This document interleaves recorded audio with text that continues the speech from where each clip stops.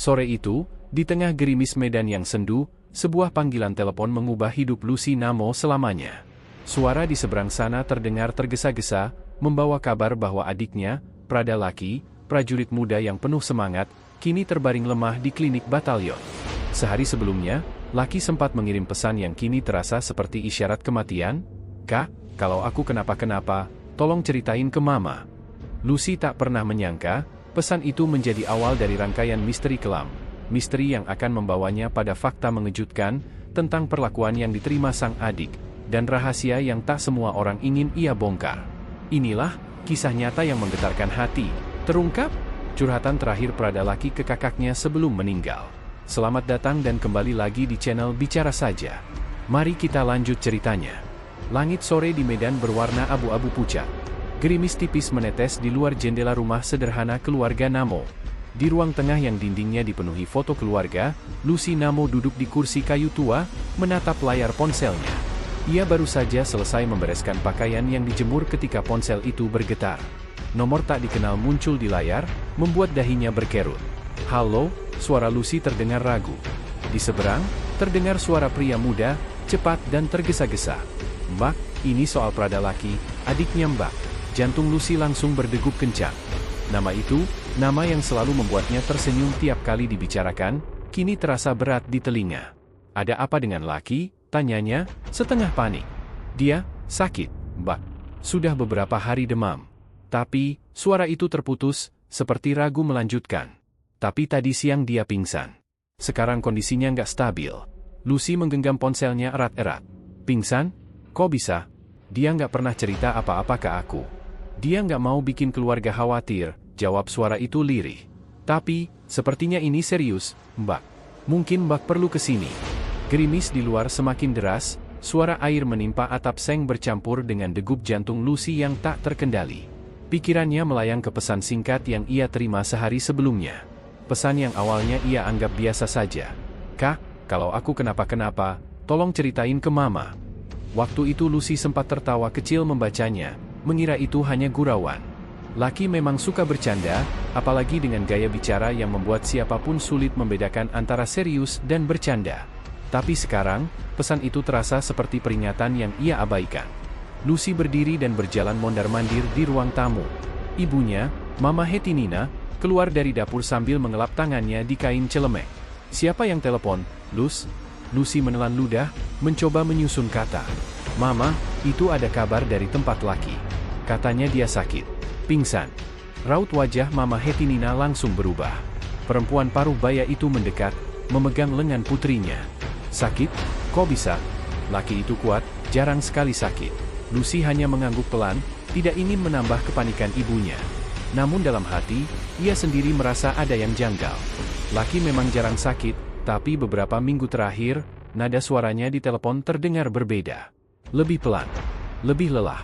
Kilasan ingatan. Beberapa minggu sebelumnya, Lucky sempat menelepon. Malam itu hujan deras mengguyur Medan. Lucy masih ingat bagaimana suara adiknya terdengar di ujung telepon, pelan, seperti takut ada yang mendengar. "Kak, di sini dingin sekali malam ini," katanya. "Ya iyalah, kamu kan di asrama." "Nggak ada selimut tambahan," jawab Lucy sambil tersenyum, mengira itu hanya obrolan ringan. "Ada, tapi rasanya nggak nyaman."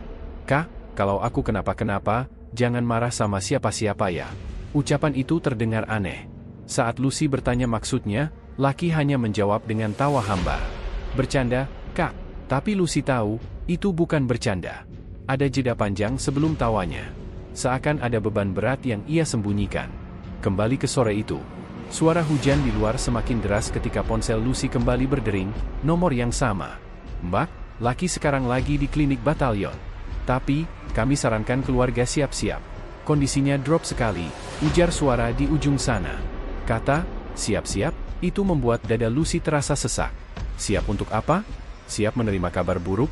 Ia mengintip wajah ibunya yang kini duduk di kursi, menunduk, memegang rosario di tangannya. Mama Hetinina mulai berdoa lirih, menyebut nama anak bungsunya. Pemandangan itu membuat Lucy semakin tak tenang. "Bisa saya bicara langsung sama Lucky?" tanya Lucy. "Dia lagi lemah sekali, Pak. Tadi sempat membuka mata, tapi langsung menutup lagi. Kami berusaha yang terbaik." "Keputusan?" Tanpa pikir panjang, Lucy memutuskan untuk berangkat ke tempat Lucky bertugas. Ia menghubungi adiknya yang lain, Rico Namo, meminta bantuan untuk mencari transportasi tercepat. Jalan menuju batalion tempat Lucky ditempatkan tidak dekat. Perlu menempuh perjalanan darat berjam-jam, melewati medan yang sepi. Saat ia menyiapkan tas, ingatan akan masa kecil mereka tiba-tiba membanjiri pikirannya. Lucky kecil selalu menjadi anak yang penuh tawa, selalu mencari cara membuat orang di sekitarnya tersenyum. Ia ingat bagaimana adiknya itu memanjat pohon mangga di belakang rumah, lalu melemparkan buahnya ke arah Lucy sambil berteriak, "Tangkap, Kak!" Kini, bayangan itu terasa jauh, seakan tak mungkin lagi terulang. Sinyal bahaya. Sebelum berangkat, Lucy menerima pesan WhatsApp dari seorang kenalan Lucky di batalion. Pesan itu singkat namun menusuk. "Mbak Lucy, ada yang harus Mbak tahu. Lucky itu sebenarnya udah sakit dari kemarin-kemarin. Tapi dia dipaksa tetap kerja. Bahkan sempat, pesan itu terputus. Tak ada kelanjutan." Saat Lucy mencoba menelepon balik, nomor itu tidak aktif. Kini rasa cemas bercampur amarah mulai menguasai Lucy. Apa yang sebenarnya terjadi di tempat Lucky bertugas? Mengapa seorang prajurit yang sakit malah dipaksa bekerja? Dan yang lebih menakutkan, mengapa Lucky seperti sudah tahu bahwa sesuatu yang buruk akan menimpanya? Perjalanan menuju batalion malam itu menjadi awal dari kisah panjang yang akan mengungkap rahasia kelam di balik seragam hijau. Lucy tidak tahu, langkah yang ia ambil sore itu akan menyeretnya ke dalam pusaran pertanyaan, kecurigaan, dan kebenaran pahit yang mungkin tak semua orang ingin ia ketahui. Yang ia tahu, adiknya, Prada Lucky, sedang berjuang di suatu tempat. Dan entah kenapa, firasatnya mengatakan bahwa waktu mereka hampir habis. Malam itu, langit di medan gelap pekat. Listrik sempat berkedip, membuat rumah keluarga Namo hanya diterangi cahaya lampu bohlam kuning yang redup. Angin malam meniup gorden tipis di kamar Lucy, membawa hawa dingin yang membuat ia menarik selimut lebih rapat. Jam dinding menunjukkan pukul 23.17 ketika ponselnya bergetar. Nomor yang muncul di layar membuat matanya langsung berbinar, Lucky. Ia ragu sejenak. Biasanya Lucky menelepon di jam-jam senggang, bukan hampir tengah malam. Namun rasa ingin tahu mengalahkan kantuknya. Ia menggeser tombol hijau. "Halo, Lucky? Kok tumben malam-malam telepon?" sapa Lucy dengan suara setengah mengantuk. Di seberang, suara adiknya terdengar pelan, hampir seperti berbisik. "Kak, kamu lagi sendirian?" Pertanyaan itu membuat Lucy mengernyit. "Iya, memangnya kenapa? Aku nggak bisa lama-lama ngomong. Tapi aku harus cerita." Suara Lucky terdengar tegang, berlapis rasa takut. "Kak, di sini nggak semua orang baik." Lucy langsung duduk tegak di atas kasur. "Maksud kamu? Ada beberapa senior yang suka nyuruh-nyuruh aku. Kadang kalau aku nggak cepat nurut, mereka marah. Marahnya bukan cuma ngomel, Kak, tapi pakai tangan." Kalimat itu membuat dada Lucy menghangat, antara marah dan khawatir. "Dipukul? Lucky, kamu harus lapor atasan yang lebih tinggi. Kamu nggak bisa diam." "Aku tahu, Kak. Tapi, kalau aku lapor, nanti aku tambah susah. Mereka bisa bikin hidupku di sini lebih berat." Suara yang bergetar. Lucy bisa mendengar nafas adiknya yang berat. Ada jeda panjang di antara kata-katanya, seolah Lucky sedang menimbang apakah ia boleh mengungkapkan semuanya atau tidak. "Kak, aku cuma percaya sama kamu. Jangan ceritain ini ke Mama dulu, aku nggak mau dia khawatir." Lucy menelan ludah. "Oke, tapi janji sama aku, kalau mereka keterlaluan, kamu langsung kabarin aku." Lucky menghela nafas panjang.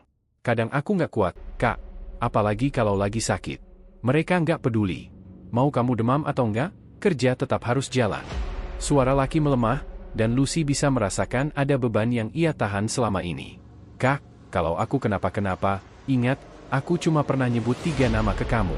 "Hanya 3? Kenapa cuma 3? Tanya Lucy cepat. Lucky terdiam. Di seberang sana, hanya terdengar suara langkah orang lewat dan teriakan samar seseorang memanggil nama. "Nanti aku jelasin. Aku harus matiin telepon sekarang. Jangan hubungi aku dulu. Aku yang nanti hubungin kakak." Klik. Sambungan terputus. Sisa malam yang panjang. Lucy menatap ponsel yang kini gelap. Kata-kata adiknya terngiang di kepalanya, terutama soal 3 nama itu. Siapa saja mereka? Dan mengapa pembicaraan itu harus terhenti begitu saja? Ia mencoba memejamkan mata, tapi suara Lucky terus mengusik pikirannya. Lucy bahkan merasa seolah adiknya itu sedang berada di tempat yang penuh tekanan, di mana setiap kata bisa menjadi bumerang. Di luar, hujan mulai turun rintik-rintik, mengiringi malam yang terasa lebih panjang dari biasanya. Keesokan harinya, pagi menjelang, Lucy memutuskan untuk tidak langsung menghubungi Lucky seperti pesannya. Namun, rasa ingin tahu menggerogoti pikirannya. Ia membuka kembali chat mereka. Pesan terakhir dari Lucky hanyalah emotikon senyum yang terasa hambar, dikirim 2 hari sebelumnya. Tak ada tanda-tanda gurauan khasnya. Saat ia sedang memandangi layar ponsel, Mama Hetinina datang membawa secangkir teh hangat. "Kamu kok dari tadi melamun? Mimpi buruk?" Lucy tersenyum tipis. "Enggak, Ma, cuma mikirin Lucky." Mama Hetinina ikut duduk. Lucky itu anak kuat. Dia nggak pernah ngeluh waktu latihan dulu. Tapi, entah kenapa, akhir-akhir ini Mama sering mimpiin dia. Mimpi dia duduk di tepi ranjang, diam saja. Lucy tertegun. Ia tahu ibunya sensitif pada firasat. Ia memilih diam, tak ingin membebani Mama dengan cerita semalam. Petunjuk yang muncul. Sore harinya, Lucy menerima pesan dari nomor asing. Isinya membuat jantungnya berdegup cepat. "Mbak Lucy, Lucky itu anak baik. Tapi akhir-akhir ini dia sering dipanggil ke pos malam-malam. Saya nggak bisa cerita banyak. Hati-hati kalau mau cari tahu." Lucy mencoba membalas, namun tidak ada respons. Nomor itu seperti langsung menghilang. Rasanya seperti ada seseorang di dalam lingkungan Lucky yang berusaha memberi peringatan, namun takut untuk berbicara terus terang. Kecemasan yang terpendam. Malam itu, Lucy tidak bisa tidur. Ia membolak-balik kemungkinan di kepalanya. Apa yang sebenarnya terjadi di batalion? Mengapa Lucky harus berbisik saat menelepon, seolah takut ada yang menguping? Dan siapa yang dimaksud dengan 3 nama itu? Ia sadar, ini bukan masalah kecil. Sejak malam itu, perasaan was-was mulai menetap di dadanya. Perasaan yang kelak terbukti bukan sekadar kekhawatiran seorang kakak, tapi pertanda akan tragedi yang menghantam keluarganya. Suasana rumah keluarga Namo di Medan sejak pagi itu terasa berat. Tirai jendela dibiarkan terbuka, namun cahaya matahari yang masuk justru terasa pucat. Lucy duduk di meja makan, menatap secangkir kopi yang sudah dingin. Sejak semalam, pikirannya tak lepas dari percakapan rahasia dengan Lucky, terutama tentang 3 nama yang sempat ia sebutkan. Ia belum sempat mencatat nama-nama itu di kertas, tapi wajah mereka melekat jelas di ingatannya. Lucky menyebutnya perlahan, seakan takut ada yang mendengar walau ia sudah menelepon dari jarak ratusan kilometer. 3 orang senior yang, menurut Lucky, sering membuatnya tertekan. Lucy tidak mengira, beberapa hari kemudian, nama-nama itu akan menjadi sumber kegelisahan yang baru. Kabar resmi dari pihak militer. Pagi itu, suara motor berhenti di depan rumah. Seorang pria berpakaian sipil turun, membawa map coklat tebal. Ia memperkenalkan diri sebagai anggota staf administrasi batalion tempat Lucky bertugas. Mama Hetinina mempersilakan tamu itu masuk. Dengan nada hati-hati, pria itu mengatakan bahwa pihak batalion tengah melakukan investigasi atas insiden yang menimpa Prada Lucky. Ia juga menyampaikan bahwa 4 orang prajurit telah ditetapkan sebagai tersangka sementara. 4 orang. Kata itu langsung menusuk telinga Lucy. 4, tanyanya spontan. "Boleh saya tahu siapa saja mereka?" Pria itu ragu sejenak, lalu membuka mapnya. "Maaf, Mbak. Sesuai prosedur, saya tidak bisa menyebut nama-nama lengkapnya. Tapi pihak kami akan menyampaikan jika sudah ada perkembangan. Kejanggalan yang tak bisa diabaikan." Begitu pria itu pergi, Lucy duduk terdiam. Dalam pikirannya, suara Lucky kembali terdengar, "Ingat, Kak, cuma 3 nama. Hanya 3. Jika 4 orang kini menjadi tersangka, siapa orang keempat itu? Mengapa Lucky tak pernah menyebutnya?" Kemungkinan pertama, orang keempat itu memang tidak punya hubungan langsung dengan perlakuan yang ia alami, tapi entah bagaimana masuk ke dalam lingkaran kasus. Kemungkinan kedua, yang lebih mengganggu pikiran Lucy, adalah bahwa orang keempat itu memiliki peran yang lebih besar dari yang ia bayangkan. Mungkin bahkan lebih berbahaya, sehingga Lucky memilih untuk tidak menyebutnya sama sekali. Percakapan dengan Rico. Malamnya, Lucy memutuskan berbicara dengan adik laki-lakinya, Rico Namo, yang sejak awal juga mengikuti perkembangan kondisi Lucky. Mereka duduk di teras rumah, diterangi lampu neon yang temaram. "Rico, kamu ingat nggak waktu Lucky cerita soal 3 orang itu?" tanya Lucy. Rico mengangguk. "Iya?" dia nyebut sambil bercanda, tapi nadanya serius. "Aku pikir waktu itu cuma masalah tugas di dapur atau kerjaan fisik." Lucy menarik nafas panjang. "Sekarang katanya ada 4 tersangka. Berarti ada 1 nama tambahan. Aku nggak tahu siapa, tapi aku punya firasat, nama itu penting." Rico terdiam lama, lalu berkata pelan, Kalau laki sengaja nggak nyebut, berarti dia takut sama orang itu. Bisa jadi orang itu punya posisi lebih tinggi, atau punya pengaruh. Kenangan yang mengusik. Sambil mencoba memecahkan teka-teki ini, Lucy teringat kembali pada salah satu cerita laki yang ia anggap sepele waktu itu. Beberapa minggu sebelum sakit, laki pernah berkata, "Kak, kalau aku lagi nggak ada di kamar, jangan tanya kenapa. Nanti aku jelasin." Waktu itu, Lucy hanya menanggapinya dengan candaan. Namun sekarang, kalimat itu terasa berbeda, seolah laki sedang memberi isyarat tentang kegiatan yang ia lakukan di luar jam tugas, mungkin karena tekanan atau paksaan. Informasi dari sumber misterius. Keesokan harinya, Lucy menerima pesan dari nomor tak dikenal. Pesannya singkat. 4 nama itu, nggak semuanya pelaku. Ada yang cuma penutup, biar kasusnya terlihat lengkap. Hati-hati kalau mau bicara ke media. Lucy mencoba membalas, tapi seperti sebelumnya, tidak ada jawaban. Nomor itu langsung tidak aktif. Informasi itu membuat kepalanya semakin penuh. Jika benar ada nama penutup di antara tersangka, berarti kasus ini bisa lebih rumit dari yang dibayangkan. Ada kemungkinan pihak tertentu berusaha menutup-nutupi sosok pelaku sebenarnya atau melindungi seseorang. Rasa marah yang mulai membara. Di tengah kebingungan itu, Lucy merasakan amarah mulai menguasai dirinya. Ia bukan hanya ingin tahu siapa orang keempat itu, tapi juga mengapa adiknya harus menyembunyikan namanya. Apakah laki sedang melindungi seseorang? Atau justru ia terlalu takut untuk sekadar menyebutkan? Semua pertanyaan itu terus berputar di kepala Lucy, tanpa ada jawaban pasti. Namun ia tahu satu hal, ia tidak bisa hanya duduk dan menunggu. Ada kebenaran yang harus ia kejar, meski itu berarti ia harus berhadapan dengan sistem militer yang terkenal tertutup. Firasat yang makin kuat. Malam itu, sebelum tidur, Lucy memandang foto laki yang tersenyum lebar di dalam bingkai. Firasatnya berkata bahwa misteri, 3 nama, dan orang keempat, ini akan menjadi kunci untuk memahami apa yang sebenarnya terjadi menjelang kematian adiknya. Dan di lubuk hatinya yang terdalam, ia mulai merasa bahwa orang keempat itu, mungkin adalah alasan laki tidak bisa kembali pulang dengan selamat. Hari itu, cuaca di Medan terik. Angin panas masuk dari jendela, membuat ruang tengah rumah keluarga Namo terasa pengap. Lucy duduk di sofa sambil memandangi ponselnya. Pesan yang baru saja masuk dari seorang kenalan laki membuat tangannya gemetar. "Mbak, waktu laki sakit kemarin, dia dipaksa kerja di dapur. Padahal badannya panas banget. Dia bilang gak sanggup, malah dipukul sama seniornya." Lucy membaca pesan itu berulang kali. Setiap kata seperti menusuk dadanya. Dadanya panas, bukan karena cuaca, tapi karena amarah yang mulai membara. Membuka cerita lama. Ingatan Lucy kembali ke sebuah telepon singkat yang terjadi sekitar sebulan sebelumnya. Waktu itu laki berkata dengan suara lemah, "Kak, aku kayaknya masuk angin. Badan pegel semua, kepala berat. Pengen istirahat." Lucy saat itu menyarankan agar laki meminta izin ke atasan. Namun laki hanya tertawa hambar. "Di sini nggak ada yang peduli kamu sakit atau enggak, Kak. Kerja ya kerja. Titik." Ia tidak menyangka bahwa di balik ucapan itu, ada kejadian yang jauh lebih kejam daripada yang ia bayangkan. Kronologi dari mulut saksi. Beberapa jam setelah menerima pesan tadi, Lucy mendapat panggilan dari Rizal, teman satu angkatan laki. Suaranya terdengar cemas dan terbata-bata.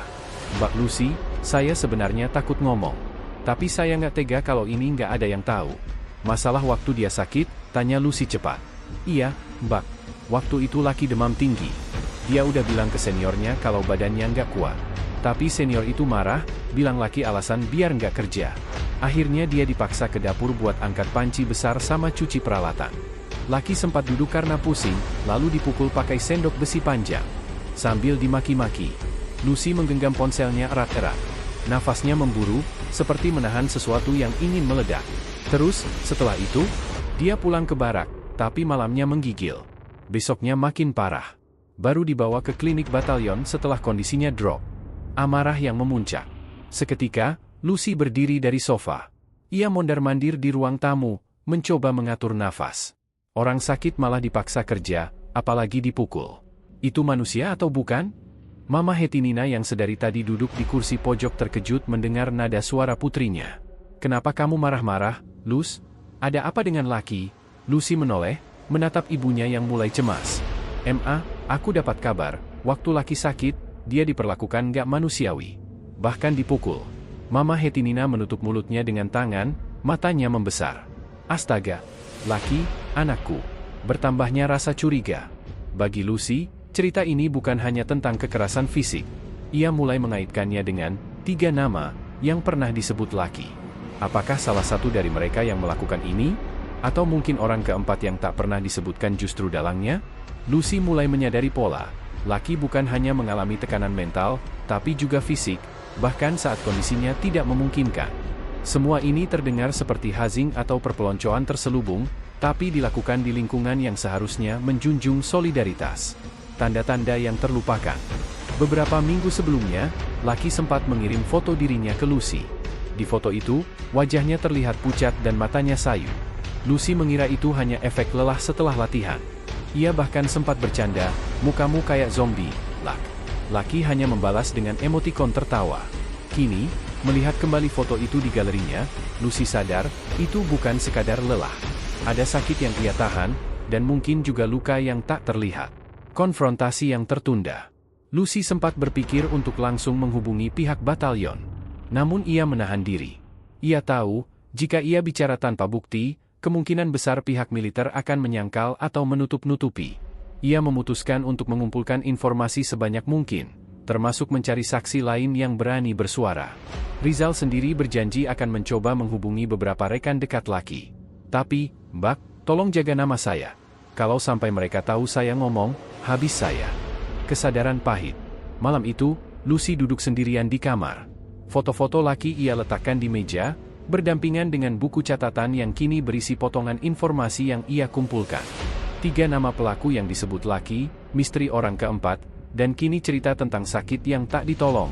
Semuanya mulai membentuk gambaran kelam di kepalanya. Ia menatap kosong ke arah jendela. "Lucky, apa yang sebenarnya kamu alami di sana?" bisiknya pelan. Di luar, hujan kembali turun. Suaranya menutup keheningan malam, namun tidak mampu meredam suara hati Lucy yang kini hanya berisi satu tekad.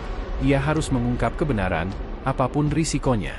Angin malam di medan berhembus lembut, namun hati Lucy terasa berat seperti dipikul batu besar. Malam itu, ia kembali merenungi setiap kata yang pernah diucapkan pada Lucky sebelum ajal menjemputnya. Seolah potongan-potongan cerita itu adalah kepingan puzzle yang harus ia susun agar kebenaran terbuka. Sore tadi, ia dan keluarga baru saja tiba dari markas Yonif tempat Lucky bertugas. Lucy memutuskan kembali ke Medan lebih awal, sementara ayah dan ibu masih tinggal di kampung untuk mengurus tahlilan. Tapi yang membekas di kepalanya bukanlah suasana tahlilan, melainkan gambaran jelas ruang barak tempat adiknya tinggal. Ruang itu sederhana, dipenuhi ranjang besi susun, tas ransel hijau kusam, dan lemari kecil yang catnya mulai mengelupas. Bau khas seragam yang jarang kering sempurna bercampur dengan aroma minyak kayu putih. Di sudut ranjang Lucky, Lucy menemukan sebuah buku catatan lusuh.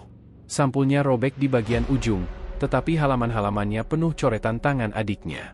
Di halaman pertama, tertulis tegas, "Kalau aku nggak ada lagi, semoga Kak Lucy bisa baca ini." Tangan Lucy bergetar. Ia duduk di tepi ranjang sambil menahan napas, lalu mulai membaca. Catatan itu menceritakan hari-hari Lucky di batalion. Tentang pagi-pagi yang dimulai dengan lari mengitari lapangan, tentang tugas dapur yang melelahkan, dan tentang perasaan terkucil dari beberapa senior. Namun di antara semua tulisan itu, ada satu paragraf yang membuat dada Lucy sesak. "Bulan lalu, aku demam tinggi. Badan rasanya panas sekali, tapi aku disuruh ke dapur nyuci panci besar. Aku bilang gak sanggup, tapi malah dipukul. Katanya aku pura-pura sakit biar gak kerja.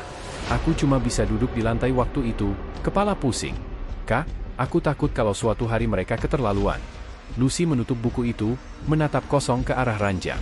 Hatinya diliputi amarah, tetapi juga ketakutan. Ia sadar, isi catatan ini adalah kunci untuk mengungkap siapa saja yang memperlakukan Lucky dengan buruk. Keesokan harinya, Lucy memutuskan menemui beberapa rekan seangkatan Lucky yang masih bertugas di markas. Salah satunya adalah Serda Andi, yang dulu sering mengantarkan surat ke keluarganya. Mereka bertemu di kantin kecil tak jauh dari gerbang markas. "Aku tahu kamu kakaknya Lucky," ujar Andi sambil menunduk. "Aku, sebenarnya mau ngomong waktu pemakaman, tapi banyak orang." Lucy menatapnya tajam. "Katakan saja sekarang. Aku nggak mau dengar setengah-setengah." Andi menarik napas panjang. Lucky anak yang baik. Dia nggak pernah ngelawan, tapi ada beberapa senior yang memang suka cari gara-gara. Waktu dia sakit itu, aku lihat sendiri dia dipaksa berdiri lama. Seniornya bilang biar nggak manja. Tapi habis itu Lucky malah jatuh. Kupikir setelah itu dia dibawa ke klinik, ternyata enggak, dia disuruh istirahat sendiri di barak. Penjelasan Andi membuat darah Lucy berdesir. Semua yang tertulis di buku catatan itu ternyata benar. Ia tahu, jika cerita ini sampai ke publik, akan ada pihak yang mencoba menutupinya. Setelah pertemuan itu, Lucy pulang dengan perasaan campur aduk. Malamnya, ia menyalakan ponsel lama milik Lucky yang sebelumnya diserahkan pihak batalion. Di dalamnya, ada puluhan pesan singkat yang belum sempat ia baca. Salah satunya dikirim sebulan sebelum Lucky wafat. "Kak, kalau aku hilang kabar, jangan percaya kalau dibilang aku sakit biasa. Aku udah nggak kuat, tapi aku masih mau ketemu Mama. Doain aku, Kak." Lucy menutup matanya, mencoba menahan air mata. Pesan itu bukan hanya tanda, tapi juga permohonan terakhir dari seorang adik yang merasa sendirian. Keesokan harinya, Lucy menghubungi salah satu wartawan senior di Medan yang pernah meliput kasus penganiayaan prajurit. Wartawan itu bernama Surya, pria berusia 40-an dengan tatapan tajam dan gaya bicara lugas. Mereka bertemu di sebuah warung kopi dekat lapangan Merdeka. Surya membaca catatan Lucky dengan alis berkerut. "Ini berat, Lus. Kalau kamu mau bawa ini ke publik, siap-siap banyak tekanan. Apalagi beberapa nama yang disebut ini bukan orang sembarangan di batalion." "Aku nggak peduli," jawab Lucy mantap. "Kalau aku diam, Lucky akan jadi angka di statistik. Aku nggak mau itu terjadi." Surya setuju membantu, tapi ia mengingatkan Lucy untuk menyiapkan bukti tambahan selain catatan dan pesan ponsel. "Kalau ada saksi yang berani bicara, kasus ini bisa jadi besar," katanya. Malam itu, Lucy duduk di kamarnya sambil memandangi foto Lucky saat upacara pelantikan. Wajahnya terlihat gagah, penuh semangat. Di balik senyum itu, ternyata ada beban yang tak pernah ia ceritakan secara lengkap kepada dunia, kecuali lewat secarik catatan yang kini ada di tangan Lucy. Di luar, hujan mulai turun deras. Lucy merasa seakan alam ikut berduka. Namun di balik kesedihan itu, ia tahu satu hal, jalan menuju kebenaran baru saja terbuka, dan ia siap melangkah, meski harus melawan arus besar. Langit Medan sore itu berwarna kelabu, seolah ikut menyerap muram di hati Lucy. Sejak bertemu Letda Arman, perasaan was-was itu tak kunjung hilang. Kalimatnya yang seolah memintanya, tidak terlalu ribut, terus terngiang di kepala. Namun di sisi lain, Lucy tak bisa berhenti mencari jawaban. Setiap malam, ia memandangi foto Lucky di layar ponselnya, tersenyum sambil memegang gitar butut kesayangan mereka. "Kak, kalau aku lulus nanti, kita pergi jalan-jalan ya," begitu janji terakhir yang diucapkan Lucky, sebelum segalanya berubah menjadi mimpi buruk. 2 minggu setelah wawancara singkat dengan Letda Arman, Lucy mendapat telepon dari seorang prajurit muda yang tak mau menyebutkan namanya. Suaranya bergetar, dan ia seperti bicara sambil menahan napas. "Kak, saya teman seangkatan Lucky. Saya nggak tahan lihat berita yang beredar. Banyak yang nggak benar. Lucky itu nggak meninggal karena kecelakaan latihan." Lucy terdiam, jantungnya berdegup kencang. "Maksud kamu apa? Siapa kamu sebenarnya?" "Nggak usah tanya nama saya, Kak. Saya cuma mau bilang, sebelum meninggal, Lucky itu sering sakit. Tapi tetap dipaksa kerja di dapur. Dia pernah demam tinggi, malah dipukul." Kalimat itu seperti kilat yang menyambar. Itu sama persis dengan cerita Lucky sebulan sebelum meninggal, ketika ia sempat curhat ke Lucy melalui telepon. Namun sebelum Lucy bisa bertanya lebih jauh, suara di seberang sana terdengar panik. "Maaf Kak, saya harus tutup, ada yang datang." Klik. Telepon terputus. Lucy menatap layar ponsel yang kini hanya menampilkan nomor tak dikenal. Ia tahu, orang itu dalam bahaya jika terus berbicara. Latar kembali ke markas. Malam itu, Lucy memutuskan untuk kembali ke markas dengan alasan mengambil barang-barang Lucky yang masih tertinggal. Dengan wajah datar, ia mengajukan izin kepada seorang bintara jaga. Anehnya, meskipun awalnya sempat ragu, bintara itu akhirnya mempersilakan masuk. Di asrama, bau lembab dan aroma obat nyamuk menyambutnya. Lucy memandang tempat tidur Lucky yang kini kosong. Di atas meja kecil di sebelah ranjang, ada sebuah buku catatan dengan sampul hitam. Hatinya berdebar saat menyentuhnya. Buku itu berisi coretan-coretan tangan Lucky. Kebanyakan hanya catatan harian sederhana, jadwal piket, tugas latihan, dan beberapa lirik lagu yang ia buat. Namun di bagian tengah, ada halaman yang membuat Lucy membeku. Tertulis, "Kalau aku kenapa-kenapa, jangan salahkan Mama. Aku cuma mau Mama tahu, aku udah berusaha kuat. Aku nggak tahan kalau harus dipukul lagi, terutama sama orang yang pernah aku hormati." Kalimat itu membuat mata Lucy panas. Ia tahu, laki tidak pernah menulis sesuatu yang terlalu serius kecuali ketika hatinya benar-benar terpukul. Dan yang paling mengganggunya, di bawah tulisan itu ada 3 inisial nama, yang sama persis dengan nama-nama yang laki pernah sebut sebulan sebelum ia meninggal. Bayangan yang mengikuti. Sejak menemukan buku itu, Lucy merasa seperti diikuti. 2 kali ia melihat sosok berpakaian preman berdiri di ujung jalan dekat rumahnya. Kadang mereka hanya merokok, kadang berpura-pura menatap ponsel. Tapi naluri Lucy mengatakan, mereka bukan orang biasa. Puncaknya terjadi ketika ia berangkat ke kantor pengacara yang bersedia membantunya mengawal kasus ini. Di perjalanan, sebuah motor dengan 2 penumpang membuntutinya. Saat ia memperlambat laju motor, mereka juga ikut melambat. Saat ia berhenti di lampu merah, pengendara motor itu menatapnya lama, lalu tersenyum tipis. Sampai di kantor pengacara, Lucy langsung menceritakan semua kejadian. Pengacara tersebut, Pak Hendro, hanya menghela napas.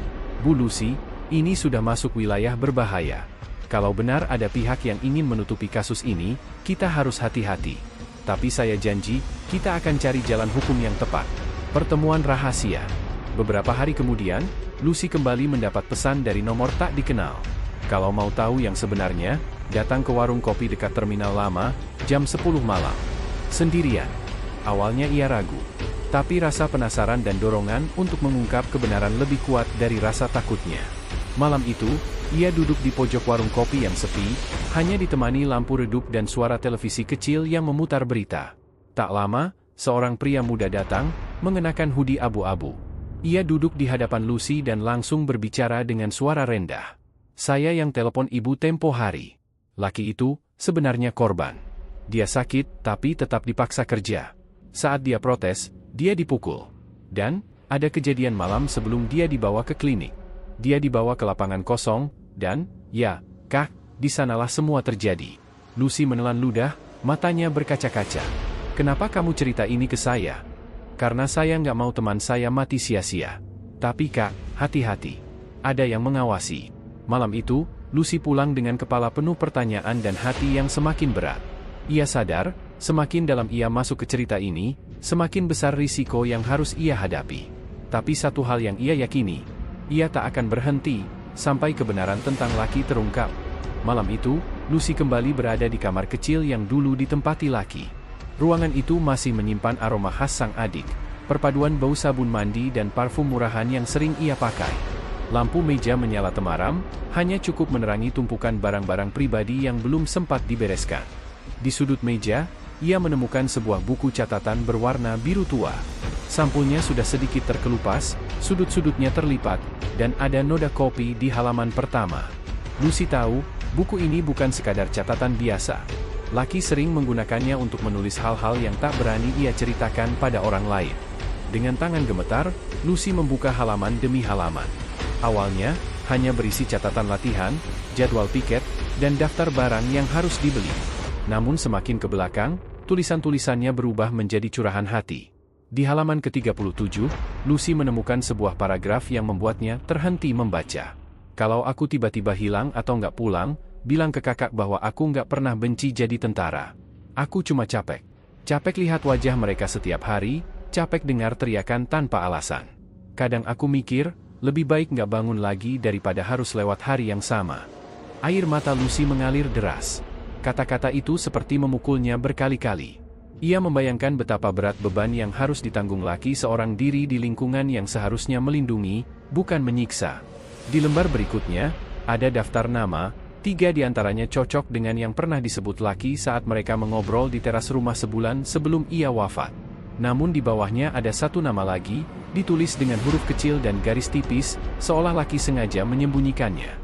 Nama itu berbeda dari yang disebutkan dalam hasil investigasi TNI sejauh ini. Lucy semakin yakin, kematian laki bukan sekadar kasus kekerasan biasa. Ada pihak yang ingin menutupi sesuatu. Ia pun memutuskan untuk memotret setiap halaman buku itu sebagai bukti, sebelum menyerahkannya kepada penyidik yang ia percaya.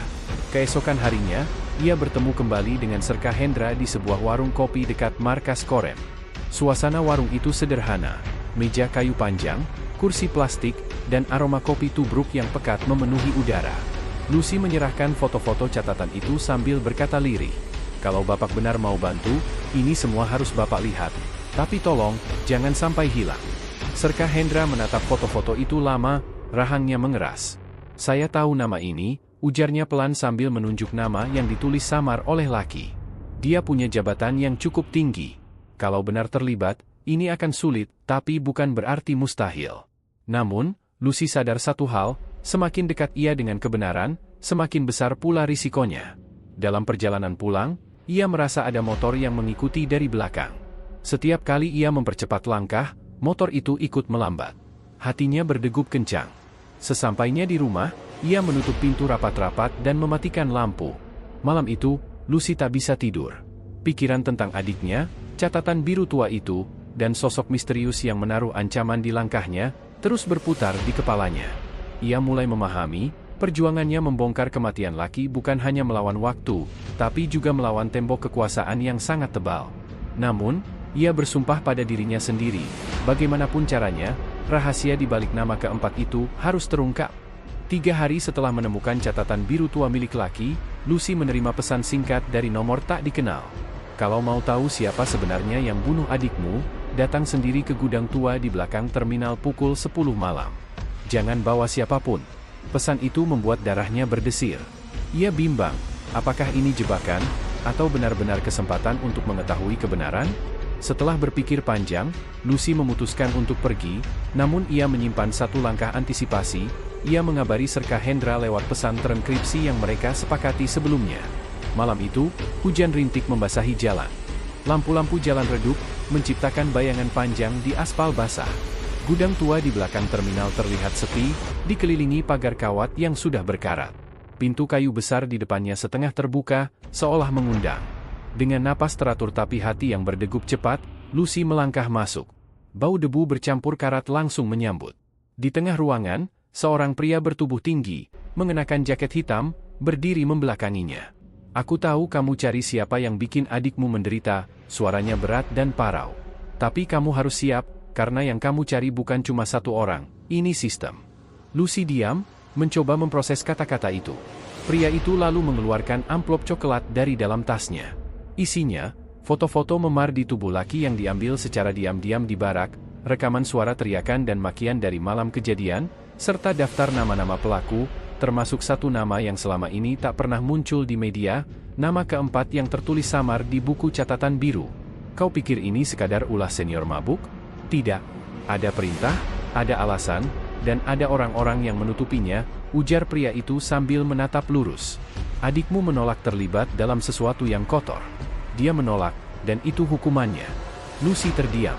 Kata-kata itu menancap dalam, seperti pisau yang menusuk lambat.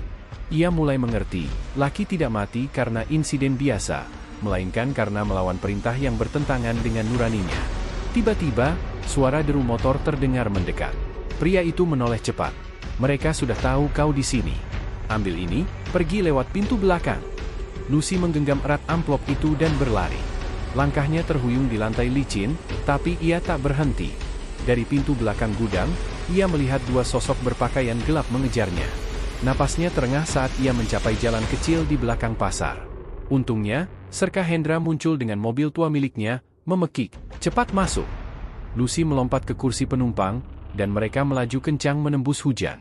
Di dalam mobil, Lucy memeluk amplop itu seolah nyawanya bergantung di dalamnya. Serka Hendra meliriknya sekilas, "Sekarang kamu tahu kenapa ini berbahaya. Tapi kita punya bukti. Kalau mau selamat, kita harus main pintar. Jangan serahkan ke media dulu, serahkan ke orang yang bisa lindungi kita." Namun Lucy tahu, bukti ini seperti pedang bermata dua. Di satu sisi, ia bisa membongkar kebenaran dan memberi keadilan untuk laki. Di sisi lain, ia sadar bahwa semakin banyak orang yang tahu, semakin besar ancaman yang datang. Malam itu, ia menatap keluar jendela, melihat lampu-lampu kota yang buram oleh hujan. Dalam hati, ia berjanji, meski nyawanya taruhannya, ia akan memastikan nama laki tidak dilupakan. Ia akan membuat semua orang tahu bahwa adiknya bukan sekadar prajurit biasa yang mati sia-sia, dia seorang pejuang yang mempertahankan integritasnya sampai akhir. Dan di luar sana, entah siapa saja, mereka mulai gelisah, karena rahasia yang selama ini terkubur, kini sudah berada di tangan orang yang tak akan pernah berhenti.